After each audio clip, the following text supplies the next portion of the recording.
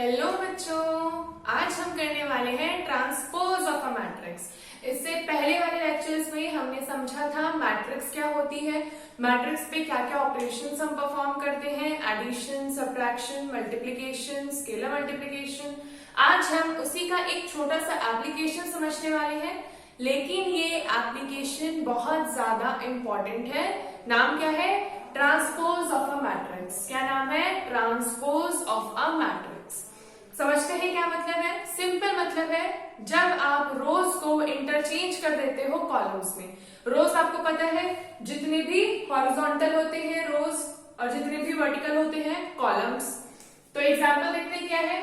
यहाँ पर हमारे पास 2 रोज है और 3 कॉलम्स है। ठीक है, मैंने क्या किया, पहली जो रो थी उसको मैंने बना दिया कॉलम, पहली रो को इंटरचेंज कर दिया कॉलम में और वो यहाँ पे क्या बन चुका है? पहला कॉलम।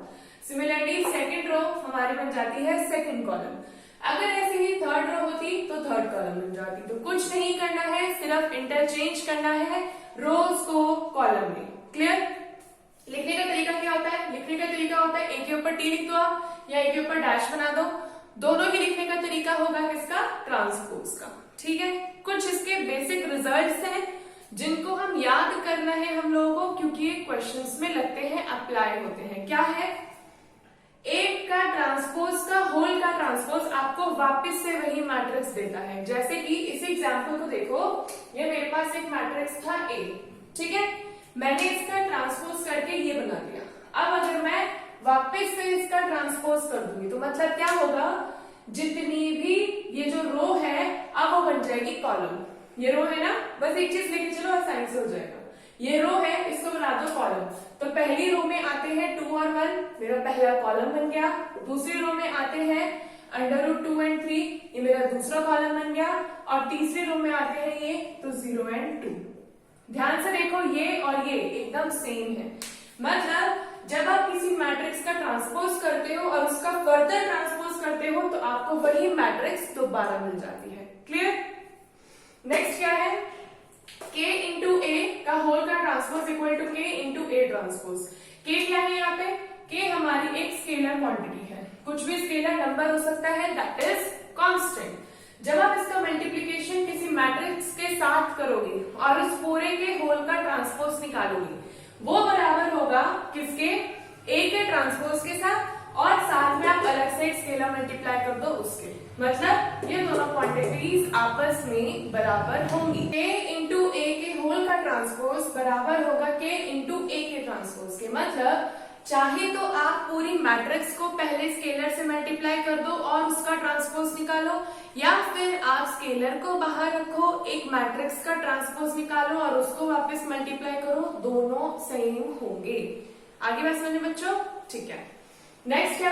a प्लस बी का ट्रांसपोज बराबर होगा a के ट्रांसपोज प्लस b के ट्रांसपोज के। मतलब आपके पास अगर 2 मैट्रिसेस हैं, आप उन दोनों को ऐड कर दीजिए, उसका ट्रांसपोज निकालो, वो बराबर आएगा उन दोनों इंडिविजुअल मैट्रिसेस के ट्रांसपोज के एडिशन के। ठीक है, ये सब चीजें जब हम क्वेश्चन में परफॉर्म करते हैं हमें तब पता लगती हैं, तो इसलिए आपको क्वेश्चन करना पड़ेगा एक बार। एनसीईआरटी की बुक खोल के क्वेश्चंस करेंगे, बहुत आसान है, हो जाएगा। ठीक है, इसकी नेक्स्ट प्रॉपर्टी मल्टीप्लिकेशन में है। क्या कहती है? a इंटू बी का ट्रांसपोज, 2 मैट्रिसेस के प्रोडक्ट का ट्रांसपोज बराबर आएगा, देखो b आगे आ गया, आपको पता है मल्टीप्लिकेशन में ऑर्डर इंपॉर्टेंट है, तो a इंटू बी का ट्रांसपोज बराबर आएगा b का ट्रांसपोज इंटू a का ट्रांसपोज। आगे b रखना है, पीछे a रखना है। इस चीज का ध्यान रखना है जब आप क्वेश्चन करोगे, इन प्रॉपर्टीज को, इन रिजल्ट्स को याद रखना है। ठीक है, 2 इंपॉर्टेंट डेफिनेशंस हम देख रहे हैं। ये 2 इंपॉर्टेंट जो टर्म्स आने वाली है ना, इससे एक क्वेश्चन पक्का बनता है। ठीक है, अब हो सकता है वो एकदम लंबा सा क्वेश्चन दे जो इसके टिपिकल क्वेश्चन आता है, हो सकता है इससे रिलेटेड ये कुछ थ्योरेटिकल या कुछ कंसेप्चुअल क्वेश्चन दे। तो समझो इसको क्या है, इससे रिलेटेड क्वेश्चन हम देखेंगे। पहली टर्म है skew symmetric matrices. Skew symmetric, symmetric का मतलब क्या होता है? सेम, लेकिन स्क्यू लगा दिया तो स्क्यू का मतलब जहां पे a का ट्रांसपोज बराबर तो आएगा a के, लेकिन उसके नेगेटिव a के। सिमेट्रिक का मतलब सेम है, मतलब ट्रांसपोज बराबर आएगा लेकिन साइन क्या आ जाएगा? नेगेटिव। तो जब ए ट्रांसपोज अपने ही मैट्रिक्स के बराबर आता है but with a negative sign, then it is known as skew symmetric matrices. Clear? इसकी एक इंपॉर्टेंट छोटी सी चीज है समझने के लिए, अगर ए ट्रांसपोज बराबर आता है -a के, मतलब अगर ट्रांसपोज किया आपने, जैसे यहाँ पे देखो, इस पोजीशन को मैं बोलूंगी A11, ये वाली पोजीशन भी है A11, इस पोजीशन को बोलेंगे A12, लेकिन ये जहां A12 था ये बन चुका है A21, है ना? तो मतलब एक तरीके से अगर किसी मैट्रिक्स में एक एलिमेंट की पोजीशन होती है Aij, तो उसका ट्रांसपोज करने के बाद वो पोजीशन बन जाती है Aj। ठीक है, तो A ट्रांसपोज का एलिमेंट होगा Aj, A का एलिमेंट होगा Aij, लेकिन माइनस साइन के साथ आ जाएगा। ये तो बात हो गई ऐसे एलिमेंट जो कि 1 2 2 1 3 1 जैसे होंगे। हमारे पास होते हैं डायगोनल एलिमेंट जिसमें I और J बराबर होता है। अगर आपको याद होगा हमने पढ़ा था डायगोनल एलिमेंट क्या होते हैं, जिसमें I और J की पोजीशन सेम होती है। तो ऐसी कितनी पोजीशन हो सकती है?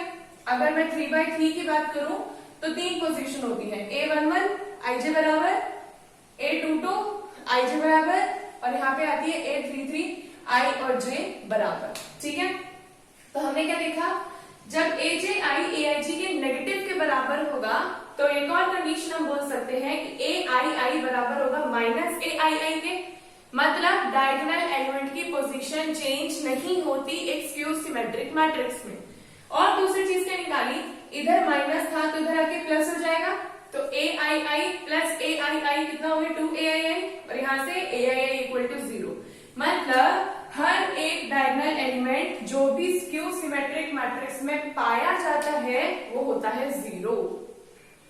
0 हो सकता है, होने के लिए डिफरेंट भी हो सकता है, ऐसी बात नहीं होगी हर बार 0 होगा, डिफरेंट भी हो सकता है, बट लगभग वो 0 मिलता है। क्यों? क्योंकि उनके डायगोनल एलिमेंट पे इस तरीके की प्रॉपर्टीज हमें देखने को मिल जाती है। ठीक है बच्चों? ठीक है, नेक्स्ट हम देखते हैं क्या है, नेक्स्ट हमें सिमेट्रिक मैट्रिसेस।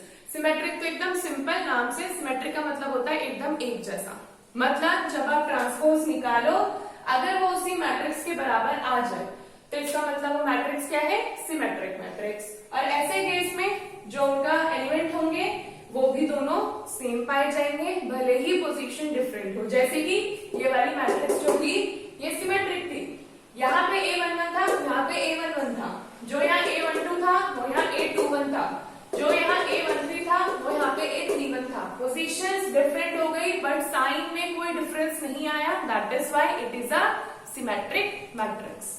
ठीक है बच्चों, इतनी चीज अगर आपको समझ में आई है तो आप नोट कर लो, नहीं तो हम सीधा क्वेश्चन देखेंगे। ठीक है बच्चों, अब हम देखते हैं एक थ्योरम है जो कि सिमेट्रिक और स्क्यू सिमेट्रिक मैट्रिक्स के यूज से बनती है, मतलब उस थ्योरम को आप यूज करोगे लेकिन आप यूज कर रहे होंगे उसमें स्क्यू सिमेट्रिक और सिमेट्रिक मैट्रिक्स का एक थोड़ा सा एप्लीकेशन। क्या है उस थ्योरम का मतलब, देखो हमारे पास एक मैट्रिक्स है A, अगर हम उस A मैट्रिक्स को half A plus A transpose plus half A minus A transpose की फॉर्म में रिप्रेजेंट करते हैं और वो ये दोनों का सम हमें वही मैट्रिक्स वापस से देता है, तो इसका मतलब कि ये हमारी थ्योरम प्रूव हो गई। ठीक है, इसमें जो ये पार्ट होता है A प्लस A ट्रांसपोज, ये हमारा सिमेट्रिक मैट्रिक्स को शो करता है, and this A minus A transpose हमारा स्क्यू सिमेट्रिक मैट्रिक्स को शो करता है, जिसमें कि हम A प्लस A ट्रांसपोज पूरे को P में रखते हैं। एक एप्लीकेशन समझेंगे क्वेश्चन की कैसे करना है, बहुत ज्यादा इजी है, बस ये थ्योरम याद रखनी है कि ये स्क्यू सिमेट्रिक मैट्रिक्स और सिमेट्रिक मैट्रिक्स का यूज करती है अपने आप को प्रूव करने के लिए। ठीक है, क्वेश्चन बहुत ज्यादा सिंपल आते हैं इसके, बस आपको ये थ्योरम याद रखनी है। तो क्वेश्चन देखते हैं सीधा। क्वेश्चन क्या कह रहा है, आपके पास एक A मैट्रिक्स है, आपको इसको एक्सप्रेस करना है। क्वेश्चन ऐसे ही आएगा, express it as the sum of symmetric and skew symmetric matrix. आपको इसको सम ऑफ सिमेट्रिक और स्क्यू सिमेट्रिक मैट्रिक्स के तरह एक्सप्रेस करके दिखाना है। तो एक तरीके से आपको ये वाली थ्योरम प्रूव करनी है। ठीक है, क्या करेंगे, सबसे पहले A मैट्रिक्स लिया और A का ट्रांसपोज निकाल दिया। तो A का ट्रांसपोज का मतलब क्या होगा, इसकी जो यहाँ पे रो थी वो यहाँ पे कॉलम बन जाएगी, फर्स्ट रो बन जाएगा फर्स्ट कॉलम, और यहाँ पे सेकंड रो बन जाएगी हमारी सेकंड कॉलम। ठीक है, तो जैसे था ये 3 -4 1 -1, हमने इसको ट्रांसपोज कर दिया, पहला पार्ट क्या है, ए प्लस ए ट्रांसपोज।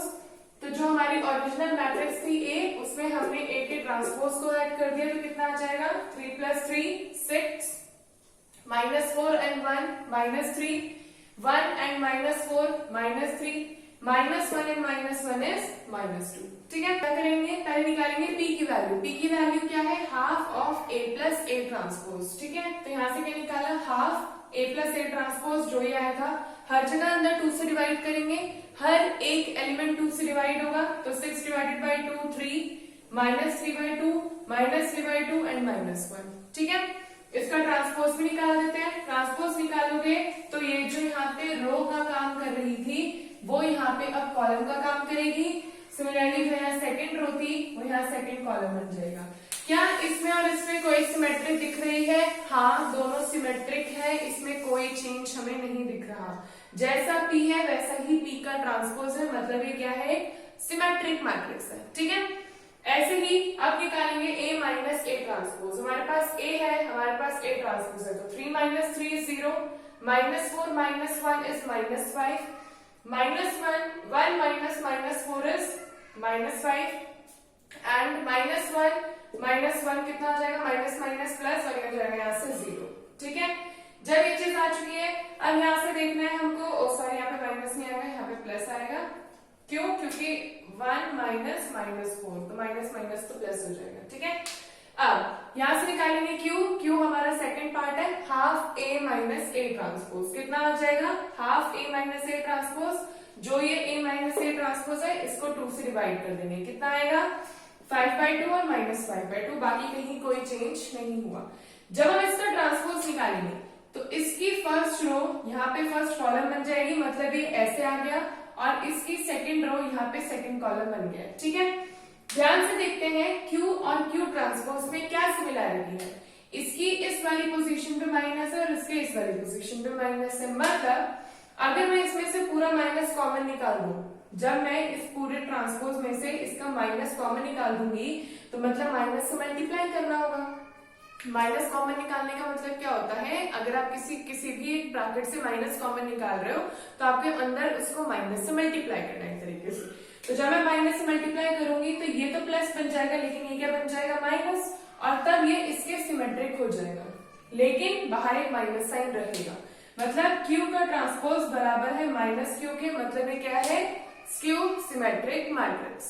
हमें एक सिमेट्रिक मैट्रिक्स मिल गई, हमें स्क्यू सिमेट्रिक मिल गई, मतलब हमारा ये चीज सही है। इसका मतलब जब आप P को Q के साथ ऐड करोगे आपको अपना मैट्रिक्स A मिल जाएगा। क्या करेंगे, P लेंगे, ट्रांसपोज नहीं लेंगे, P लेंगे, P + Q, और इन दोनों को ऐड कर दिया, आपको वापस से मैट्रिक्स A मिल जाएगा, जो कि हमारी थ्योरम कहती है।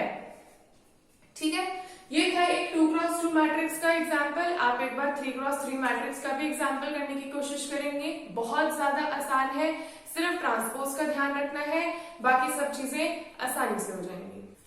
अब बच्चों, अब हम इसी थ्योरम का 3x3 मैट्रिक्स में किस तरीके से यूज करते हैं ये देखेंगे। ठीक है, क्वेश्चन थोड़ा लेंदी हो जाता है, बट ये क्वेश्चंस जितने लेंदी है या लंबे लग रहे होंगे आपको, बहुत ज्यादा इजी होते हैं। अगर पेपर में सपोज आ जाता है तो बहुत ही ज्यादा स्कोरिंग होते हैं। ठीक है, तो देखते हैं क्वेश्चन क्या है। क्वेश्चन है 3x3 की मैट्रिक्स हमको गिवन है, ए मैट्रिक्स, हमको इसको एक्सप्रेस करना है as a sum of symmetric and skew symmetric matrix. मतलब हमको वो अपनी थ्योरम लगानी है जिसमें हमने पढ़ा था कि एक मैट्रिक्स को हम उसके सिमेट्रिक और स्क्यू सिमेट्रिक मैट्रिक्स के सम की तरह प्रूव कर सकते हैं। क्या करना है, सबसे पहले ए मैट्रिक्स का निकालना है ट्रांसपोज। तो देखो यहाँ पर जो हमारी फर्स्ट रो थी वो बन चुकी है फर्स्ट कॉलम, यहाँ पर ये हमारी सेकंड रो जो बन चुकी है सेकंड कॉलम, और ये थर्ड रो हमारी बन चुकी है थर्ड कॉलम। ठीक है, तो ट्रांसपोज निकल गया। क्या निकालना है, A + A ट्रांसपोज। तो सिंपली ऐड करना है 1 + 1 2, मतलब कौन सी पोजीशन, A11 को A11 के साथ ऐड करना है, A12 को A12 के साथ ऐड करना है।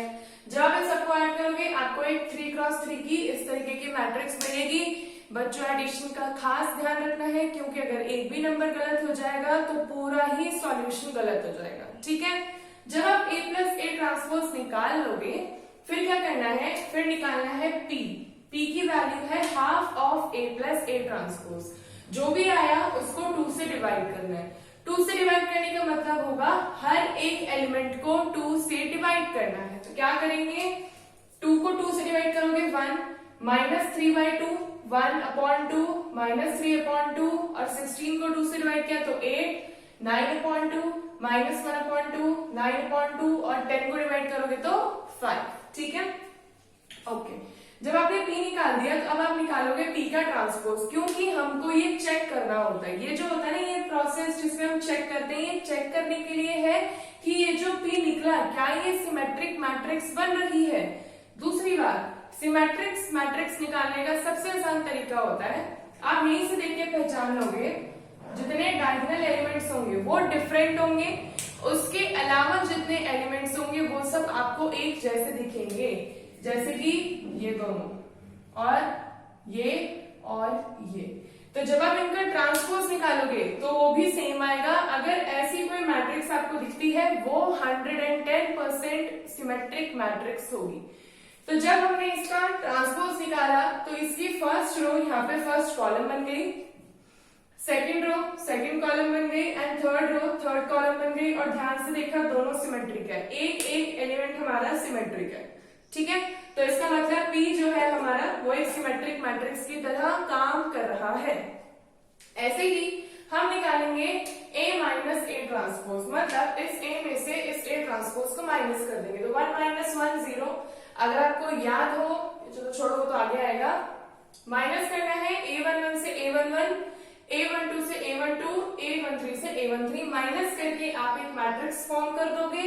वहां से आप निकालोगे Q की value, that is half of A minus A transpose. जितने भी जगह एलिमेंट है सबको क्या करना है, 2 से डिवाइड करना है, तो आपके पास एक ऐसी मैट्रिक्स आ जाएगी। ठीक है, अब इसे चेक करने के लिए हम क्या करेंगे, Q का निकाल देंगे ट्रांसपोज। हमको क्या चेक करना है कि क्या ये मैट्रिक्स Q सिमेट्रिक है। जहां भी माइनस होगा वो Q सिमेट्रिक के लिए होगा, जहां पे भी प्लस होगा वो सिमेट्रिक के लिए होगा। जब यहाँ पे हमने इसका ट्रांसपोज किया तो इसकी जो ये फर्स्ट रो थी वो अब बन जाएगी फर्स्ट कॉलम, देखो एकदम exact, second row second column and third row third column. ठीक है, अब ध्यान से देखते हैं जो इसका A12 पोजीशन पे एलिमेंट है यहाँ पे और यहाँ पे, उन दोनों में सिर्फ डिफरेंस माइनस साइन का है। सिमिलरली जो A13 पे है और जो यहाँ पर है वो माइनस साइन का डिफरेंस है। अगर मैं इस पूरी मैट्रिक्स में से माइनस साइन बाहर ले लूं तो मतलब मुझे माइनस से मल्टीप्लाई करना पड़ेगा अंदर। जब मैं माइनस से अंदर मल्टीप्लाई करूंगी तो ये माइनस प्लस बन जाएगा, ये माइनस प्लस बन जाएगा और ये प्लस माइनस बन जाएगा। जहां ये माइनस बन रहा है तो देखो ये सेम हो जाएगा। इसका मतलब माइनस साइन कॉमन लेने के बाद ये जो Q का ट्रांसपोज आता है वो Q के बराबर आ जाएगा। तो हम इसको ऐसी मैट्रिक्स को क्या बोलते हैं, स्क्यू सिमेट्रिक मैट्रिक्स। अब हमें पता लग गया है P हमारी सिमेट्रिक है, Q हमारी स्क्यू सिमेट्रिक है, तो इन दोनों का सम जो आएगा वो इस A के बराबर आएगा। दूसरी बात, सिमेट्रिक मैट्रिक्स की खास बात होती है इसके डायगोनल एलिमेंट सारे 0 होते हैं। तो अगर किसी मैट्रिक्स के डायगोनल एलिमेंट 0 आ रहे हैं, एक बार ट्रांसपोज निकाल के चेक कर लेंगे, माइनस साइन भी एक बार कॉमन निकाल के रख लेंगे, अगर वैसा सेम आ जाएगा तो वो स्क्यू सिमेट्रिक मैट्रिक्स होगा। और इस तरीके से दोनों का सम करके आपको वापस से A मिल जाएगा और आपकी थ्योरम प्रूव हो जाएगी। और ये क्वेश्चन आता है ज्यादा से ज्यादा 3 नंबर पे। ठीक है, क्वेश्चन बहुत ज्यादा आसान है, सिर्फ थ्योरम की एप्लीकेशन को दिखाना है आपको। तो आज के लिए बस इतना ही रखते हैं बच्चों, अभी ये बहुत ज्यादा नहीं तो लेंदी हो जाएगा, अभी आगे और भी इंपॉर्टेंट टॉपिक है, बट आपको याद रखना है ट्रांसपोज ऑफ अ मैट्रिक्स बहुत ज्यादा इंपॉर्टेंट है मैट्रिक्स चैप्टर के लिए। ठीक है, तो अगर आपको ये आज की वीडियो पसंद आई हो तो बहुत अच्छी बात है। इससे आप करने के बाद एक बार एनसीईआरटी के क्वेश्चन जरूर सॉल्व करना। एनसीईआरटी बहुत ज्यादा इजी है मैट्रिक्स चैप्टर की, तो उसे एक बार पूरी सॉल्व करने की कोशिश जरूर करनी है। और अगर आपको आज के लेक्चर पसंद आया है तो एक बार लाइक करना है वीडियो को, चैनल को सब्सक्राइब करना है और आगे बस देखते रहना है। ठीक है, so thank you for watching.